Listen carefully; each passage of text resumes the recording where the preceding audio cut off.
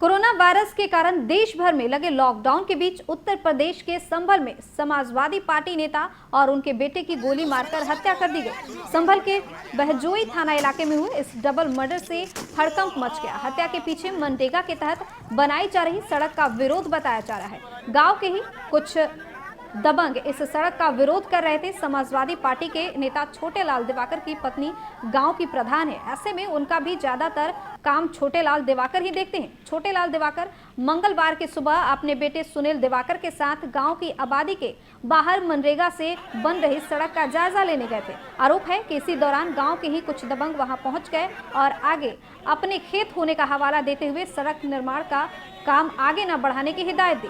जब छोटे लाल दिवाकर ने इसका विरोध किया तब दबंगों ने छोटे लाल दिवाकर को गोली मार दी। बेटे सुनील ने जान बचाकर भागने की कोशिश की, लेकिन दबंगों ने उसे भी नहीं छोड़ा और उसे भी मौत के घाट उतार दिया।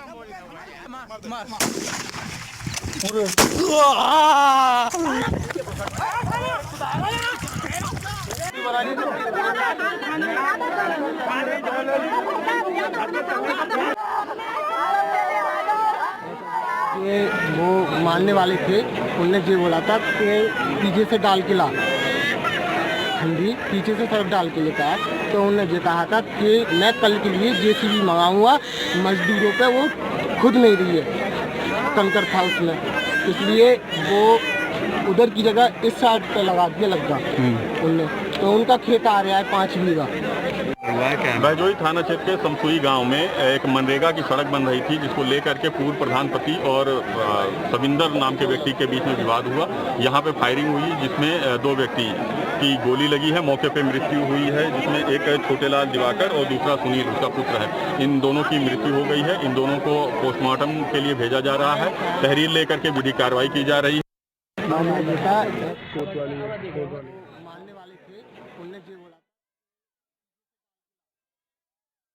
डबल मर्डर हुआ है, ये क्या रंजिश की वजह है, पूरा मामला क्या है?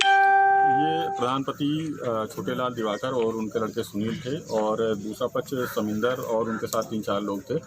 जो ये मनरेगा की सड़क बन रही है गांव के बाहर, इसको लेकर के विवाद हुआ, जिसमें गोलीबारी हुई, जिसमें प्रधानपति और उनके लड़के को गोली लगी और मौके पर ही उनकी मृत्यु हो गई। मैं इसमें यही कहना चाहूँगी, गाँव में छोटी छोटी बातों को लेकर मानसिक संतुलन इतना बिगाड़ देते हैं, जिसके वजह से ये सब वारदातों के लिए अंजाम मिलता है और ये नहीं होना चाहिए। इसके खिलाफ पुलिस जितनी सख्त से सख्त कार्रवाई हो सकती है उतना पुलिस करेगी। मैं बताऊंगा कोई नई बात नहीं होगी।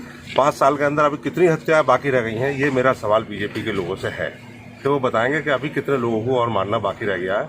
निर्दोषों को जो गांव में काम करा रहे हैं, प्रधान शरीफ लोग हैं, तो ये उनका कब तक सफाया कर देंगे, ये बीजेपी को जवाब देना पड़ेगा। इस मामले में दोषियों को कार्रवाई दिलाने के लिए आप लोग नहीं, एनआईए लगनी चाहिए। अब तो कार्रवाई भी देखेंगे हम, क्योंकि पुलिस ही अब 2 घंटे बाद आ रही है, तो उसकी कार्रवाई पे क्या भरोसा है।